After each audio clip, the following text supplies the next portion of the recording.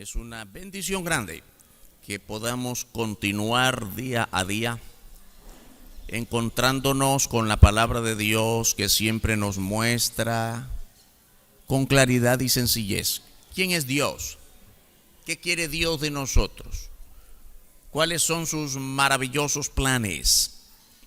En esta mañana vamos a ir a la palabra del Señor en el libro de Lucas, el Evangelio de Lucas, capítulo 1 de Lucas, versos 30 al 33. Entonces el ángel le dijo: María, no temas, porque has hallado gracia delante de Dios. Y ahora concebirás en tu vientre y darás a luz un hijo, y llamarás su nombre Jesús. Este será grande y será llamado el Hijo del Altísimo, y el Señor Dios le dará el trono de David su padre, y reinará sobre la casa de Jacob para siempre, y su reino no tendrá fin. Amén. Oramos. Padre bendito, te damos gracias. Gracias por este día hermoso y la ocasión especial en el que nos encontramos para honrar tu nombre, recibir tu palabra, pedir perdón, Señor. Lo hacemos de verdad, de todo corazón. Que nos perdones todo pecado, todo aquello que transgrede nuestra comunión contigo y nuestra comunión unos con otros. Así perdonados, clamamos que tu Espíritu nos traiga entendimiento de la palabra, que podamos poner todo sentido de nuestra vida en la dirección de tu Espíritu para recibir esta palabra de modo que seamos adiestrados y vivir cada día de acuerdo a tu santa voluntad. Gracias por cada persona que ha podido llegar a esta reunión en el nombre poderoso de nuestro Señor y Salvador Jesucristo. Amén. Amén. Gracias a Dios, hermano, hermana, usted pudo venir esta mañana. El día de hoy es el tercer tema de una serie que hemos venido trayendo en las últimas reuniones dominicales bajo el tema general: ¿quién es este que ha nacido? Nos hace pensar en cada vez que el Señor andaba con sus discípulos, los 12, y hacía los milagros. Cada vez que concluía un milagro, multiplicación de panes y peces, andando sobre las aguas del mar, sacando demonios, haciendo tantas cosas maravillosas, sanando enfermos, ciegos, paralíticos. Los discípulos siempre se preguntaban: bueno, ¿quién es este? Andaban con él, lo escuchaban todos los días, miraban sus grandes hechos, pero no terminaban de conocerlo. Y yo creo que lo mismo nos pasa a nosotros. Él es nuestro Señor, Él es nuestro Salvador. Oramos a Él todos los días, le cantamos gloria y honra, pero no terminamos de conocerlo, porque es Dios inagotable, porque no puede caber en nuestra mente. Por mucho que estudiemos la Biblia, nuestra mente es tan limitada que la presencia, la magnitud, la magnificencia de Dios, su grandeza, no puede caber en nuestro pensamiento. Y por eso es que nos hemos hecho esta pregunta en esta serie de temas: ¿quién es este que ha nacido? El primer tema fue, si lo recuerdan, Él viene otra vez. Vino como un niño y ya sabemos que no se quedó niño. Creció, predicó, hizo tantas cosas, murió en la cruz y lo hizo por nosotros. Y de muerto resucitó victorioso y fue exaltado hasta lo sumo, dice la Escritura. Entonces, Él viene otra vez y viene por nosotros. Qué bendición maravillosa, qué verdad tan grande la de la Biblia. El segundo tema fue Jesús, el Mesías, el pleno cumplimiento del Antiguo Testamento. La historia de Jesús, su nacimiento, está en el Nuevo Testamento. Pero lo que tenemos que recordar es que ese nacimiento de Dios encarnado en el niño Jesús fue anunciado en los libros del Antiguo Testamento. El Mesías anunciado, el Salvador anunciado, muchos siglos antes de que naciera. Entonces nuestro tema fue Jesús el Mesías, el pleno cumplimiento del Antiguo Testamento. Y el tema de hoy, el último de esta serie, Jesús el Mesías, es Dios en carne, es Dios encarnado, es Dios, no un Dios improvisado. Una vez el padre dijo, bueno, ¿y qué voy a hacer ahora con la humanidad? ¿Cómo hago para rescatarla? Se me ocurre que voy a enviar a mi hijo. No, hermanos. Un plan trazado en los cielos desde antes de la fundación del mundo. Dios no hace las cosas como a veces nosotros. No estaba preparado para esta ocasión. ¿Y ahora qué hago? Tengo que improvisar. Y tenemos que pensar en un plan A, un plan B, un plan C. Los que están acostumbrados a la planificación, ¿no? En la educación se planifica la educación, en las empresas se planifica, en todo tipo de trabajo se planifica. ¿Qué vamos a hacer el próximo año? Ya está trazado, muchos planes. Hay quienes ni eso hacen, ¿eh?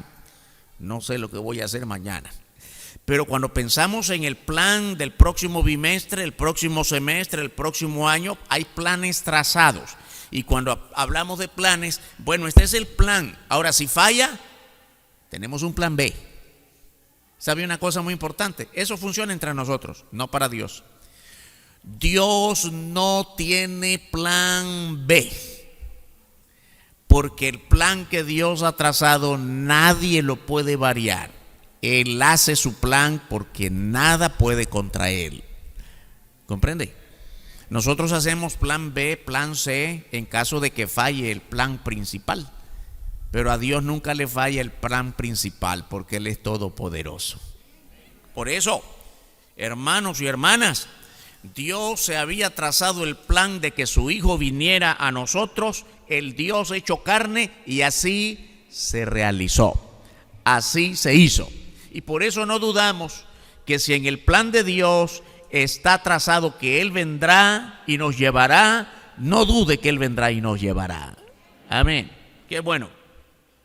Ahora bien, en lo que hemos leído aquí, el versículo 30, el ángel dijo a María en el anuncio del nacimiento del niño: no temas porque has hallado ¿qué?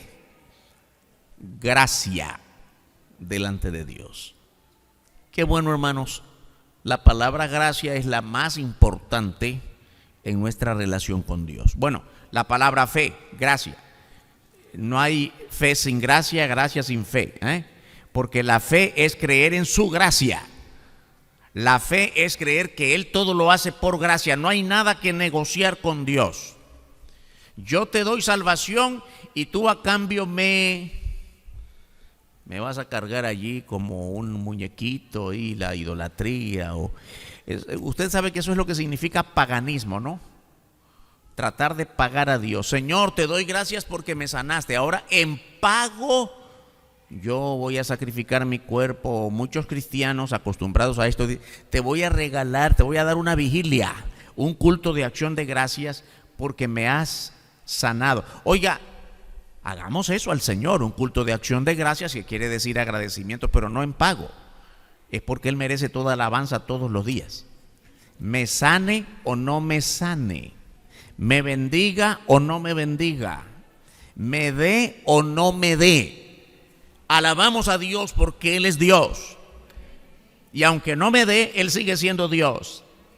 Y cuando no me dé, gracias que no me da, Él sabe por qué lo hace. Porque no siempre actuamos de acuerdo a su voluntad cuando nos da.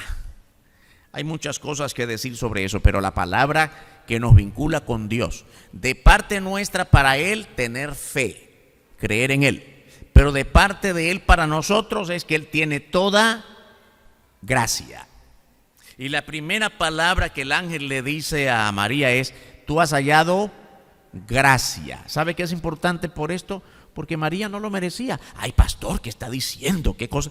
Es que, mire, la gracia es que Dios nos da todo sin que lo merezcamos, sin que medie entre Dios y nosotros algún acto extraordinario, algún acto heroico. Voy a darte esto porque te lo mereces, porque has hecho algo grande. No, no hemos hecho nada grande. Todo lo contrario, pecadores cuanto más. Todo tipo de pecado ha habido entre nosotros. No cometemos los mismos pecados unos y otros, pero todos igual pecadores. Así que ninguno de nosotros merece la gracia de Dios, pero Él es un Dios de toda gracia. Cuando Dios anunció a María a través del ángel que ella sería el instrumento para que a través de ella naciera ese niño, Dios mismo le dio nombre. El nombre que tuvo el Señor Jesús se lo dio Dios mismo. No se lo dio María, no se lo dio José, no se lo dio ninguna otra persona, ni siquiera el sumo sacerdote del templo. Se lo dio el mismo Señor. El ángel apareció a María para indicarle el nombre del niño.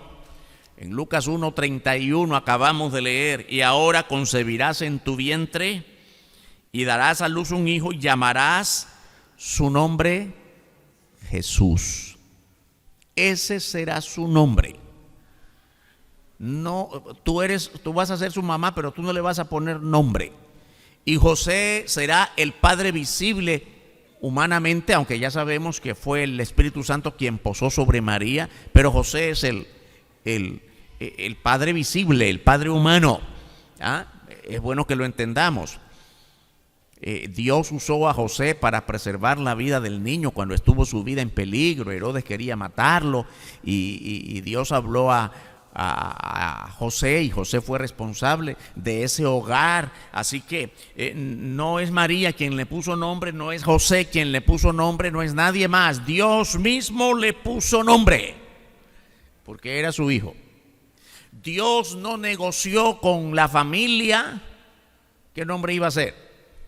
Señor, pero a mí me parece que yo tengo otro nombre más bonito. No, espérate, el plan es mío, yo, Dios. Recuerden que también hemos estudiado parte de la serie en los temas anteriores, cómo el Señor Jesús como Mesías fue anunciado y fue traslucido, es decir, visto a través de los pactos de Dios con Abraham, con Moisés, con David, y en ninguno de estos pactos Dios negoció con ninguno de ellos.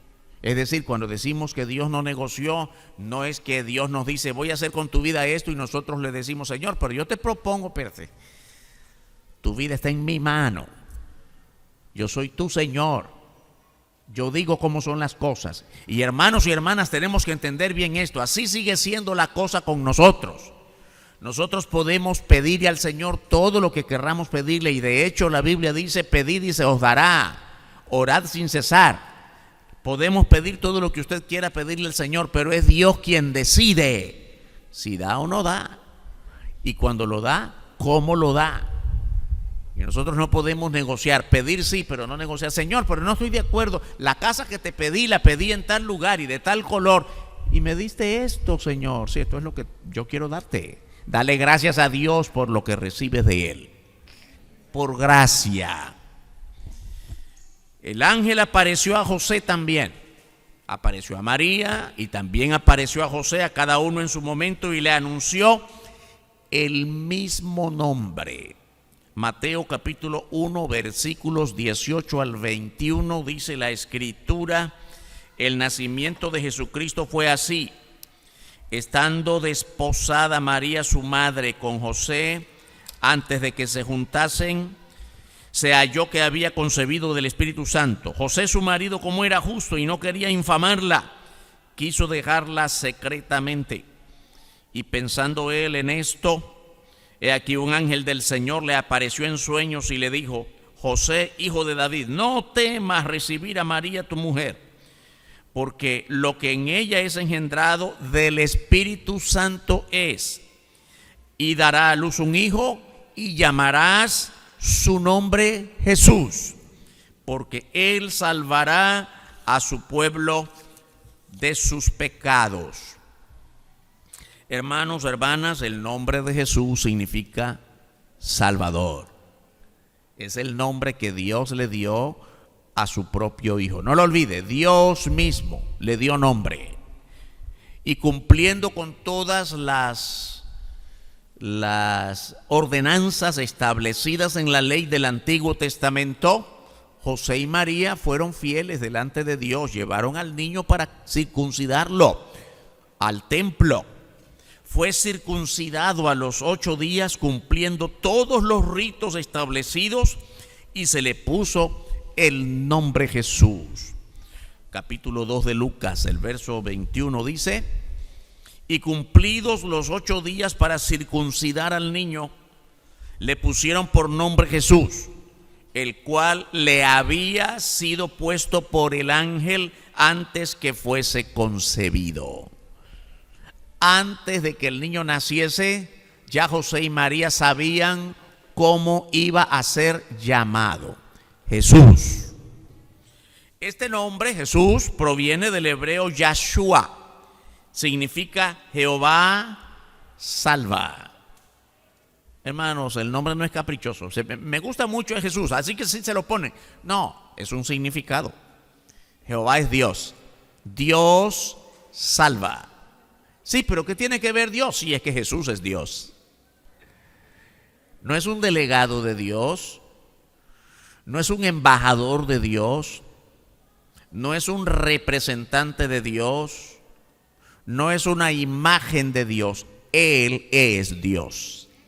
Amén. ¿Qué dicha, hermanos? Él personalmente, Dios personalmente vino a nosotros en la forma del niño Jesús.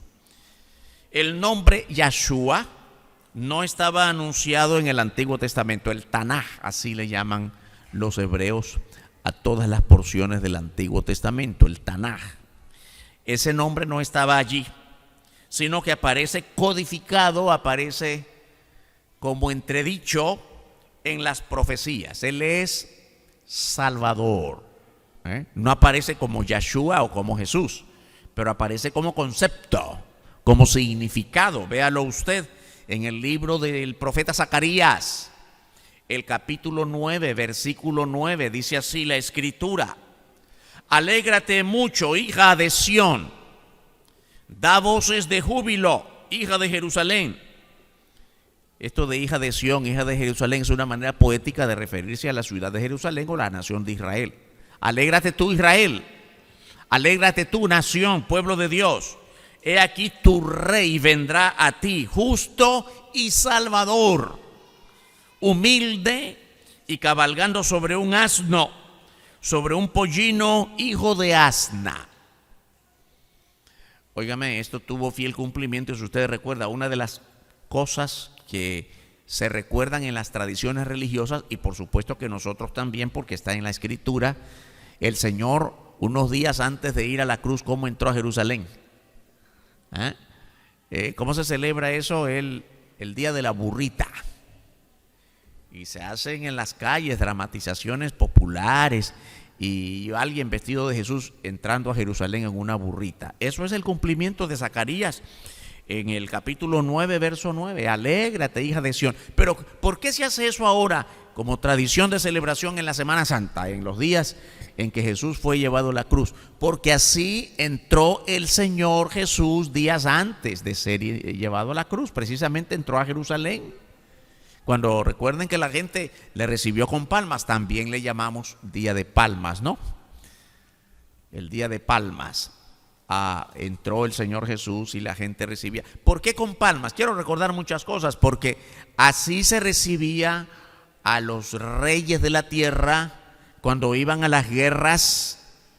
¿Sabe una cosa? ¿Cuánto ha cambiado el mundo cuando un país entra en guerra con otro? Qué indeseables son las guerras, cualquier forma de guerra. Tenemos que orar a Dios todos los días para que haya paz por todas partes. Amén, hermanos. Oremos por todo esto, que haya paz. Paz en el corazón de cada uno, paz en la familia, paz en el matrimonio, paz en la iglesia, paz en la nación. Pero cuando las guerras antiguas, ahora cuando una nación cae en guerra con otra, lo sabemos de inmediato. Ahora con los medios de comunicación, con las redes sociales, hasta vemos en vivo los grandes armamentos, ¿no es cierto? Pero en la antigüedad no.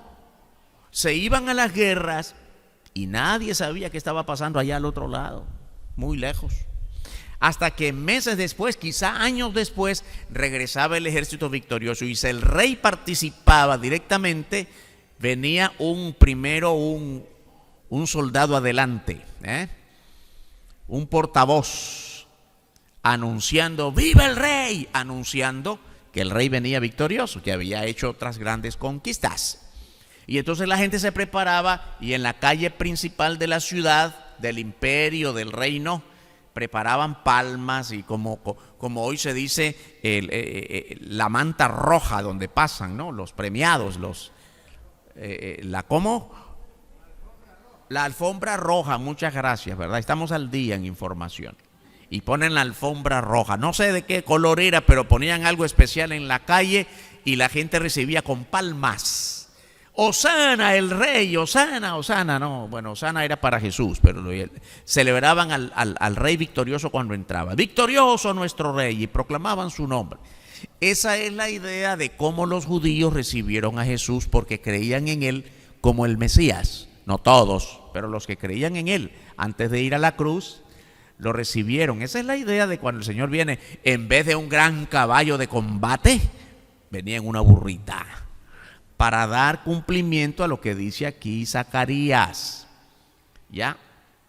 Así que, hermano, todo lo que ocurrió al Señor Jesús desde su nacimiento hasta su exaltación después de la gloriosa resurrección ya estaba descrito en las sagradas escrituras. Él vendrá a ti justo y salvador. Ahí está la palabra Yahshua. Dios, que vino a salvar al mundo, entrará humilde y cabalgando sobre un asno, sobre un pollino hijo de asna. Muchos cientos de años antes de que ocurriera, ya estaba profetizado. Él es el Mesías que vendrá. También lo anunció el profeta Daniel. En el libro de Daniel capítulo 9, verso 25, dice la escritura: sabe pues y entiende que desde la salida de la orden para restaurar y edificar a Jerusalén hasta el Mesías príncipe, habrá 7 semanas y 62 semanas, se volverá a edificar la plaza y el muro en tiempos angustiosos. Aquí está anunciado como el Mesías que vendrá. Esta parte todavía no se ha cumplido, es la que sigue por cumplirse, el Señor vendrá. Esta porción de Daniel nos lleva a un tema que es muy largo, que en otras ocasiones hemos estudiado con mucho detenimiento. No tenemos el tiempo en esta ocasión, pero se trata de la profecía de cuando el pueblo de Israel estuvo cautivo en Babilonia, estuvo 70 años cautivo y después de ese tiempo regresaría.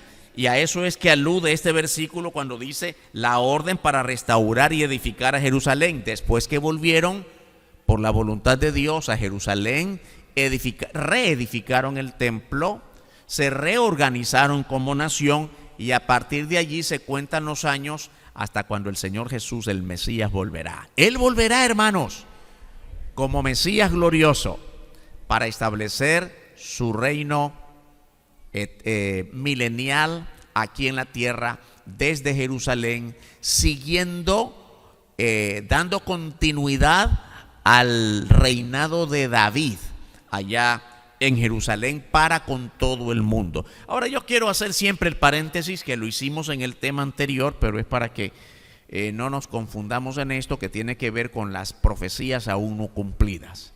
El evento inmediato que nosotros como iglesia estamos esperando no es el milenio, eso será posterior. El evento inmediato que nosotros estamos esperando es el levantamiento glorioso de la iglesia. El Señor Jesucristo en cualquier momento vendrá hasta las nubes. No será visto por todo el mundo, será visto por la iglesia. Y dice la Biblia, el apóstol Pablo escribiendo a los tesalonicenses: los muertos en Cristo resucitarán primero. Luego nosotros, decía Pablo, los que habremos quedado seremos transformados, arrebatados, levantados. Es lo que normalmente llamamos el rapto. Y nos encontraremos con Él en las nubes. Y allí estaremos con Él. Ok, el Señor nos llevará a otro lado, no vamos a vivir en las nubes. Estaremos con el Señor en el cielo. Amén. Después aquí, ¿qué ocurre? La tribulación. 7 años de tremenda tribulación en la tierra. Y como ya no habrá iglesia que predicar, porque la iglesia se habrá ido con el Señor, tocará de nuevo al pueblo de Israel como nación, la predicación porque no dejará de predicarse el evangelio de salvación. 7 años de predicación, y después de esos 7 años de mucho dolor y persecución y muerte, etcétera, el Señor Jesucristo vendrá como el Mesías para reinar desde Jerusalén para todo el mundo. Amén, hermanos. Hay que estar al tanto de esta escritura bíblica para que sepamos bien, porque hay mucha información falsa, que habrá un solo juicio, que el Señor viene una vez y que no hay tal cosa como tribulación y que tampoco habrá milenio y todas esas cosas. Hermanos, hay tanta falsa doctrina. No se deje engañar, estudie la Biblia, ore al Señor, que no seamos una iglesia desconociendo la palabra de Dios. Mantengámonos sólidos en la sana doctrina cada día. Y entonces, ¿con qué propiedad, con qué seguridad podremos instruir a otros sobre la palabra de Dios y estar bien claros del mensaje que predicamos? Entonces, el Mesías volverá, hermanos, revestido de toda autoridad, de todo poder, y ahora sí va a volver a la tierra, no a las nubes, sino a la tierra, para establecer su reino milenial. Amén. Y ahí sí, todo ojo le verá. Qué bueno, hermanos, la gran noticia de nosotros como iglesia: vendremos con Él para estar con Él en su precioso reino. Qué gozo, hermanos. Óigame, cuando hablamos de esto, gocémonos en ello y dejemos nuestras intrigas. Digo esto porque a veces en las iglesias caemos en competencia, ¿no? Porque allá no se peinan así, porque aquí cantamos más bonito que los otros, porque allá no se visten así, porque allá, hermanos, si todos somos la iglesia del Señor, digo, también hay que estar claros de que no todo grupo que se reúne y canta a Dios es de Dios. Hay mucha falsedad en el mundo, pero somos un solo pueblo redimido por la sangre de Cristo, con los que sí predican la palabra. Y entonces no hay tiempo ya para estas discusiones, para estas divisiones, para estas competencias unos contra otros. Lo que hay tiempo es de predicar y predicar y predicar. No se canse de predicar la palabra, porque el Señor viene pronto. Su nombre es Jesús. Ahora también dice la Biblia, su nombre es Emmanuel. Cuando muchas veces predicamos esto, hay gente que siempre predica: pastor, ¿y cuántos nombres tiene Jesús? Bueno, vamos a decir que cuando la Biblia dice su nombre, no quiere decir solamente el nombre con que llamamos a una persona todos los días, sino que Él es la identidad. Y una de las maneras de identificar al Señor Jesús es Emmanuel. Su nombre es Emmanuel también. Su identidad es Emmanuel.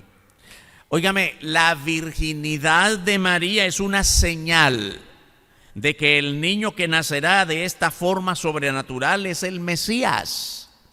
En Mateo capítulo 1, versos 22 y 23, nos dice así la Escritura: todo esto aconteció para que se cumpliese lo dicho por el Señor por medio del profeta, cuando dijo: he aquí, una virgen concebirá y dará a luz un hijo y llamará su nombre Emmanuel, que traducido es Dios con nosotros.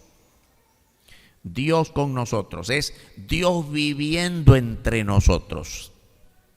Obviamente, hermanos y hermanas, este es un mensaje dado al pueblo de Israel.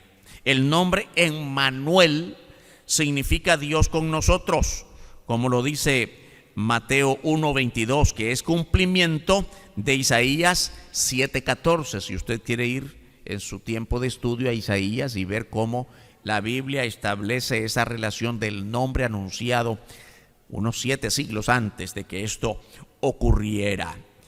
Hay que decir que cuando dice Dios con nosotros, el nosotros aquí corresponde a la casa de David, es decir, al pueblo de Israel. Porque Dios está hablando al pueblo de Israel. El pueblo de Israel, que ha estado disperso por su propia desobediencia, Dios lo llamó a ser un pueblo fiel, real sacerdocio, nación santa, pueblo escogido. Ellos fallaron una y otra vez en su pecado, se mezclaron con otras razas como Dios les había mandado que no se mezclaran, porque al final iban a terminar adorando a los dioses falsos, como en efecto lo hicieron, y Dios les hizo pasar por tremendas dificultades y cautiverios. Se dividió la nación, fueron cautivos los del norte bajo el poder de Asiria, y mucho tiempo después los del sur fueron cautivados por Babilonia, dominados por diferentes naciones. Cuando el Señor Jesús nació ya habían sido dominados por los romanos. De hecho, estaban bajo el imperio romano cuando el Señor Jesús nació. En medio de todo esto, el Señor les está dando esperanza. Viene Emmanuel, es decir, viene el Señor, el Dios con nosotros, con el pueblo de Israel. Aunque la profecía no fue para nosotros, la iglesia. Esta profecía es para el pueblo de Israel, no para la iglesia directamente. Pero nosotros, por supuesto, este nombre es extensivo para la iglesia. Esta profecía tendrá pleno cumplimiento cuando el Señor regrese al mundo para reinar con ellos sobre la tierra. Dios reinará con Israel para toda la tierra. Pero por supuesto que este nombre es extensivo para la iglesia. Pero en primera instancia es una profecía que se promete a la casa de David. Ahora, ¿por qué nosotros somos beneficiados? Porque aunque reinará desde Israel para el mundo, nosotros reinaremos con él, porque él habrá de levantarnos primero a nosotros en el tiempo del rapto. Hay una tercera característica de Jesús en su identidad. No aparece como nombre, pero su identidad como nazareno, su nombre Netzer, nazareno, retoño. Vamos a ver qué significa esto. El rey Herodes intentó matar al niño. En los temas anteriores de esta misma serie hemos visto esto, que Jesús fue perseguido desde niño. Estábamos diciendo, para recordarles, que cuando la Biblia nos dice que el niño Jesús como hijo de Dios vino a este mundo para sacrificarse, para negarse a sí mismo. Se negó a sí mismo hasta lo sumo, llegando hasta la muerte y muerte de cruz. Se negó a sí mismo, hermanos. Se entregó a sí mismo, se humilló a sí mismo. ¿Comprende? Ahora es importante decir esto. ¿En qué consiste la humillación de Jesús? Recuerde que decíamos en los temas anteriores de esta misma serie que la mayoría de creyentes pensamos que el sacrificio máximo de Jesús es la cruz. Por supuesto que ese es el momento cumbre, pero la humillación de Jesús no comenzó en la cruz. La humillación de Jesús comenzó desde el momento en que nació, porque no tenía por qué hacer. Rey de reyes allá en las alturas. Siempre decimos Rey de reyes. En el cielo no hay más reyes que Dios. Él es Rey por sobre todo el universo, Señor Dios sobre todo lo creado. Ese era nuestro Señor Jesús allá con el Padre y con el Espíritu Santo. No tenía razón para venir. ¿Por qué lo hizo? Por mero amor por nosotros, por su mera gracia. Y desde que vino fue perseguido. Por eso es la historia a la que estamos haciendo mención acá en Mateo capítulo 2. Los versos 13 al 18 nos dice la Biblia cómo fue perseguido el niño. Allí, cuando Herodes recibe la noticia de parte de los magos del oriente que ha nacido el rey, y el rey al final quiere perseguirlo y matarlo. Muchos niños menores de 2 años murieron, pensando Herodes que en esa cantidad de niños iba a encontrar al niño Jesús. Pero Dios había hablado a José a través de un ángel para que escapara hacia Egipto y allí el niño preservara su vida. Comprende cómo el niño fue perseguido desde muy pequeñito. El rey Herodes intentó matar al niño como cumplimiento a la profecía que encontramos en Jeremías capítulo 31. Estoy dando referencia de los versículos, no tenemos tiempo de ir versículo a versículo esta mañana. Por favor, si usted lo anota, y en su casa usted puede tomar toda la semana para reflexionar, meditar, estudiar todas estas porciones. La historia que encontramos en Mateo 2, los versos 13 al 18, ya había sido anunciado también cientos de años antes por el profeta Jeremías. En el capítulo 31 de ese libro de Jeremías, los versos 15 al 18. Dios mandó a José a escapar a Egipto con María y el niño. Y fue hasta después, cuando Herodes murió, un ángel apareció a José para indicarle que debía regresar a Israel, y llegaron hasta Nazaret de Galilea. Ahora, ¿y por qué hasta Nazaret de Galilea? Recuerden que cuando María y José se fueron a Belén y en esa ocasión nació el niño, ellos vivían allí en Nazaret de Galilea. José, para cumplir aquella orden de empadronamiento del censo, que hemos hablado en los temas anteriores sobre eso, había un censo de parte del Imperio Romano. Cada hombre tenía que censarse o empadronarse, tenía que hacerlo en su ciudad natal. José se movió con María hasta Belén de Judá porque allí había nacido él, pero ellos habían crecido en Nazaret de Galilea. Cuando ocurre todo esto del intento de Herodes por matar al niño y tienen que escapar hacia Egipto, la Biblia nos enseña lo que dice aquí Mateo capítulo 2, versos 19 al 23. Pero después de muerto Herodes, he aquí un ángel del Señor apareció en sueños a José en Egipto, diciendo: levántate, toma al niño y a su madre y vete a tierra de Israel, porque han muerto los que procuraban la muerte del niño. Entonces él se levantó y tomó al niño y a su madre y vino a tierra de Israel.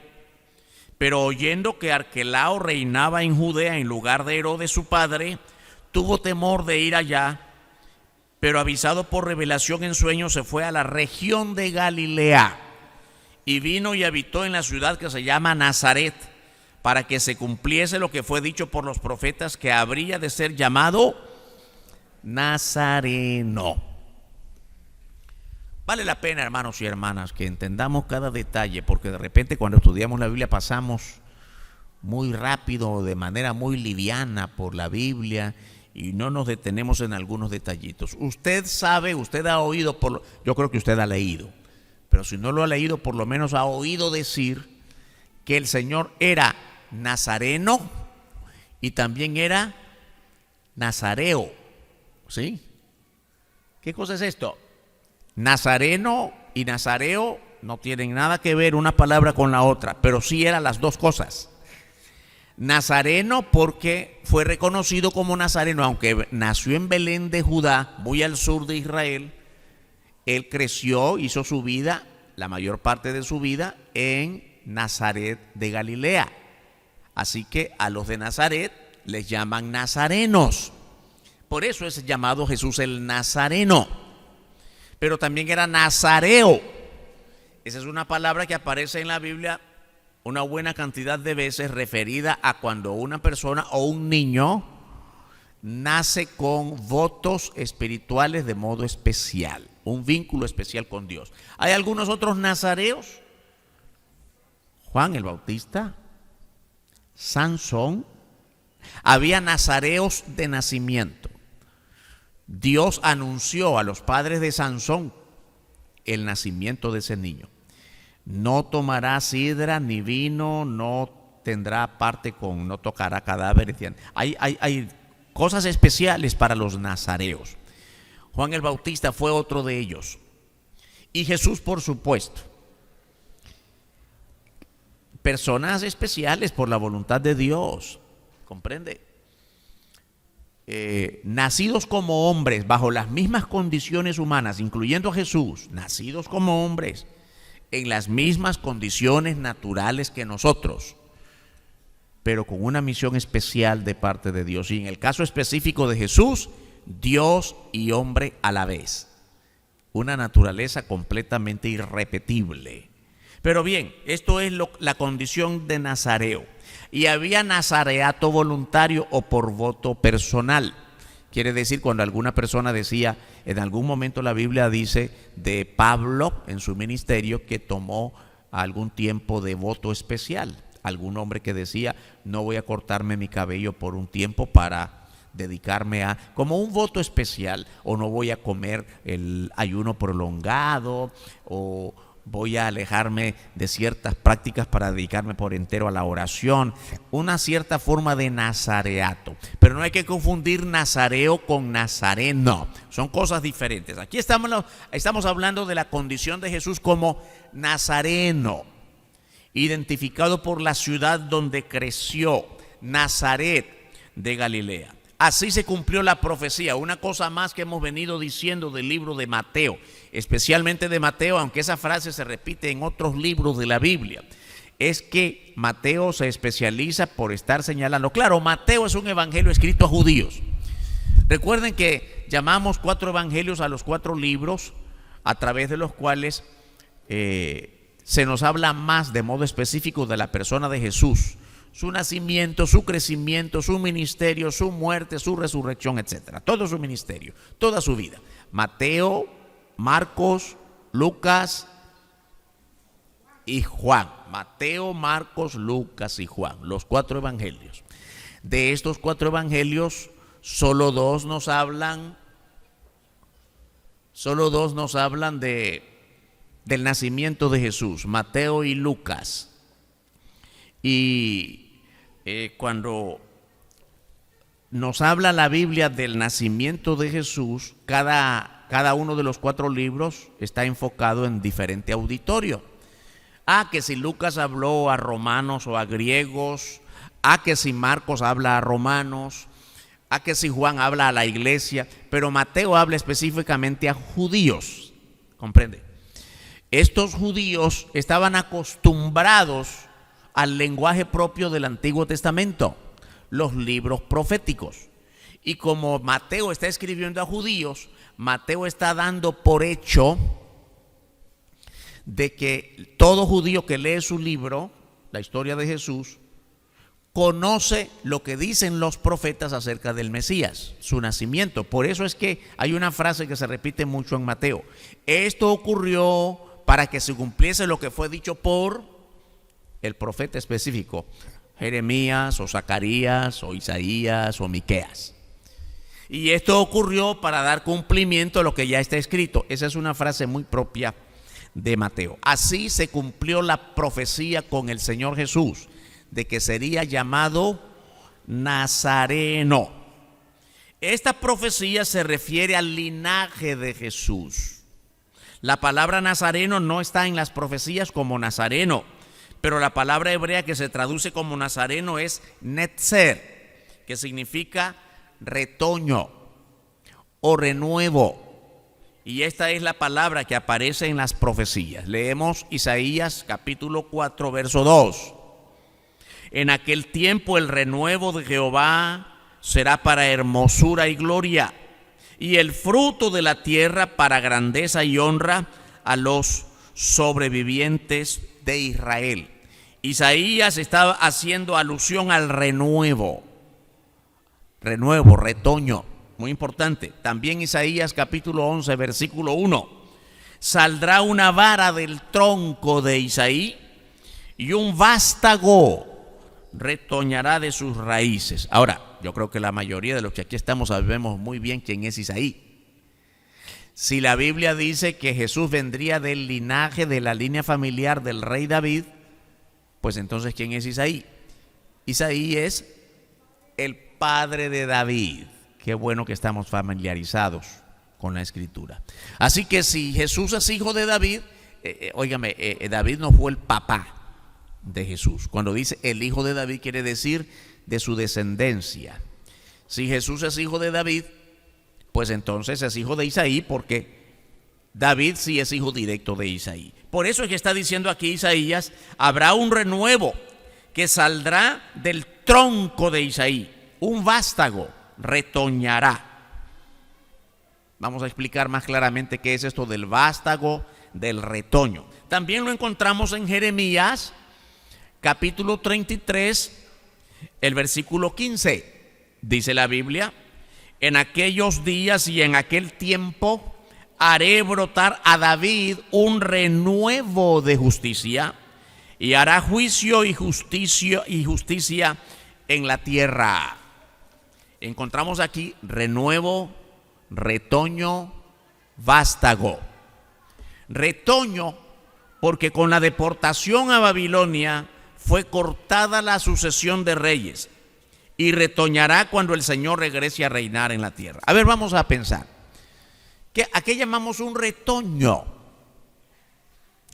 Si usted siembra un árbol, por supuesto aquel árbol que está allá de frente, tenemos un árbol con todas sus ramas y hojas. ¿Estamos aquí? Amén. Amén, amén, sí.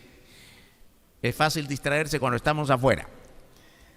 El árbol tiene sus raíces, sus ramas y sus hojas.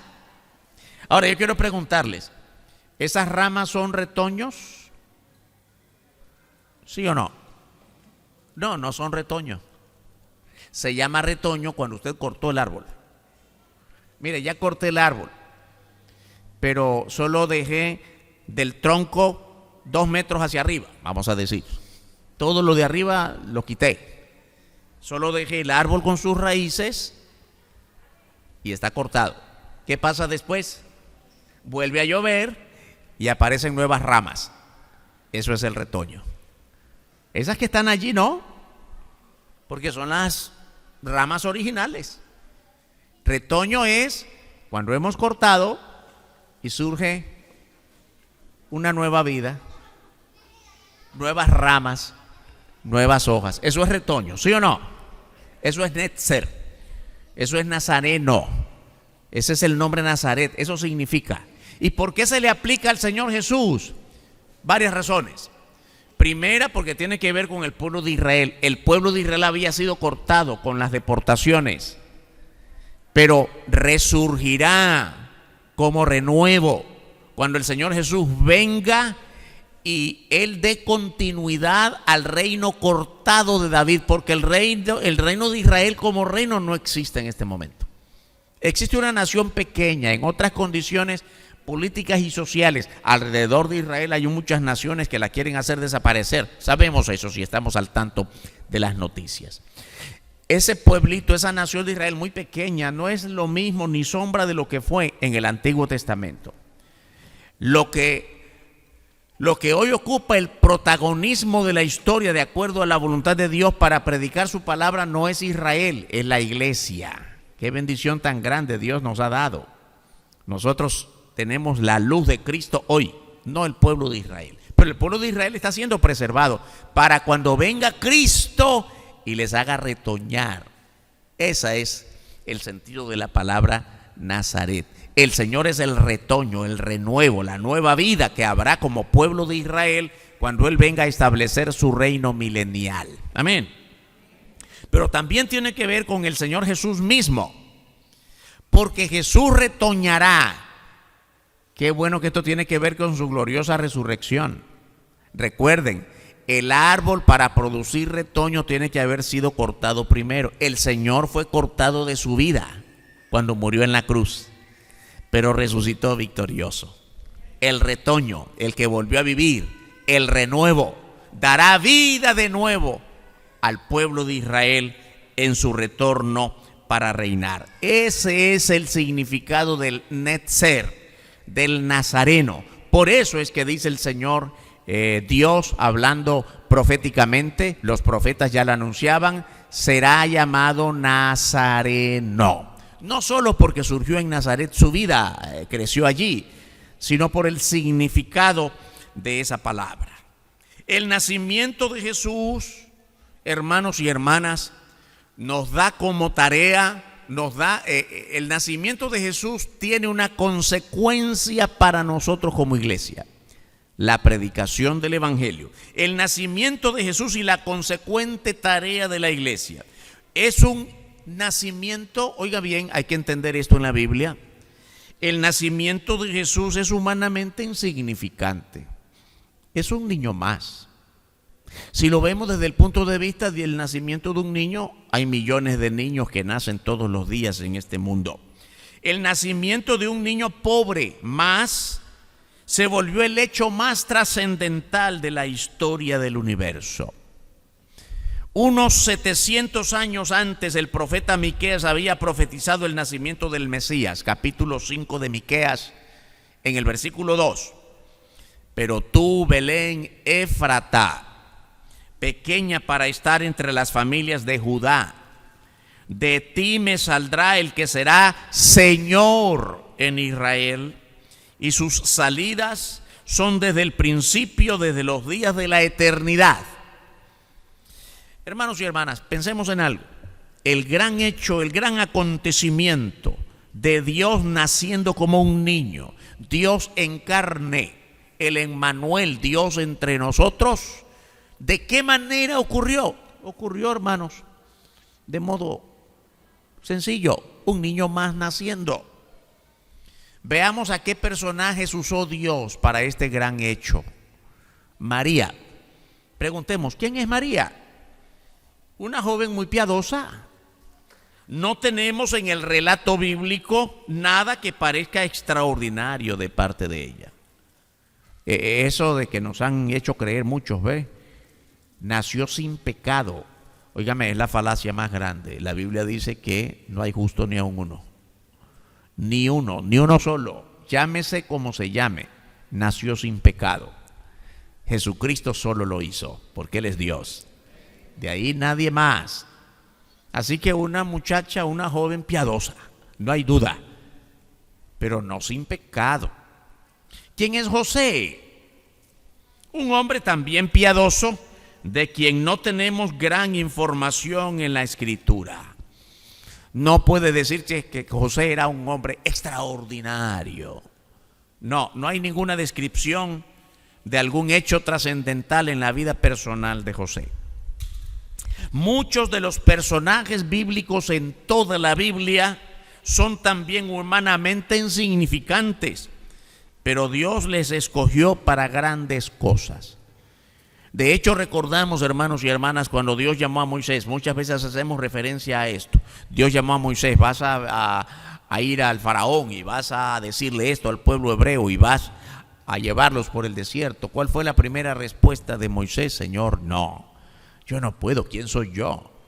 Y algún profeta dijo una vez, Señor, me llamas para predicar tu palabra, soy hombre muerto porque he visto a Dios. Hermanos y hermanas, ningún profeta, ningún apóstol, ningún nadie puede sentirse digno de ser usado por Dios, porque todos en las mismas condiciones de pecado. Dios llamó a Abraham y le llamó justo, pero no sin pecado, no perfecto.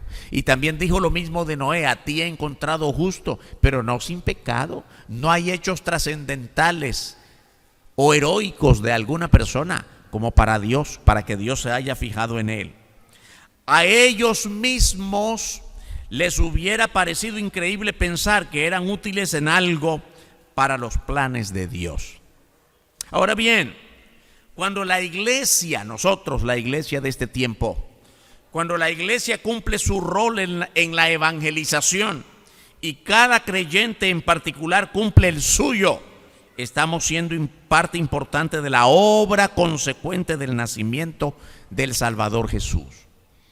Esto quiere decir, hermanos y hermanas, el Señor Jesús hizo su obra, ya no hay más que hacer. Murió, resucitó, se fue a los cielos, fue exaltado hasta lo sumo allá en los cielos. Ya no hay más que hacer de parte de Él. La tarea queda en nuestras manos. La predicación del Evangelio, Dios por su gracia y por su buena voluntad ha puesto esa tarea en manos de la iglesia.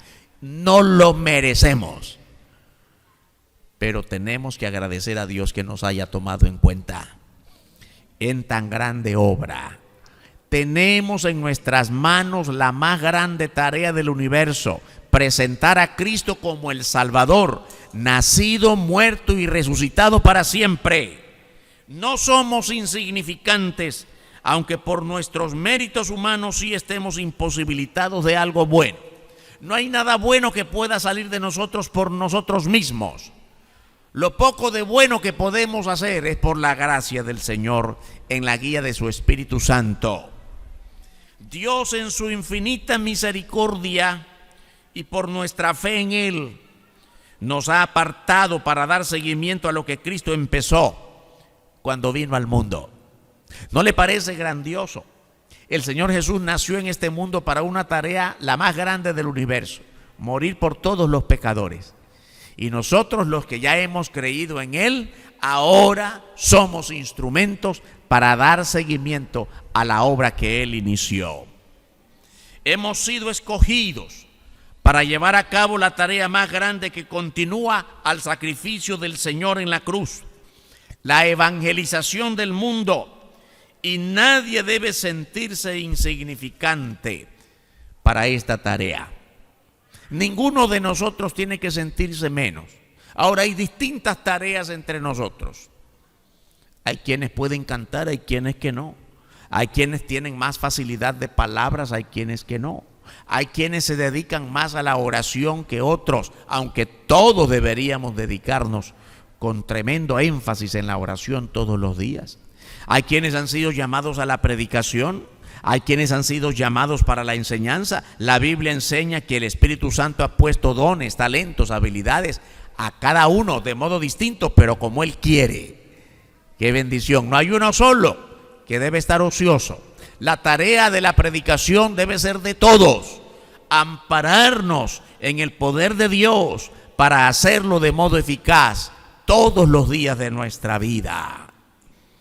El significado más grande del nacimiento de Jesús no es su simple nacimiento, sino la razón por la que nació.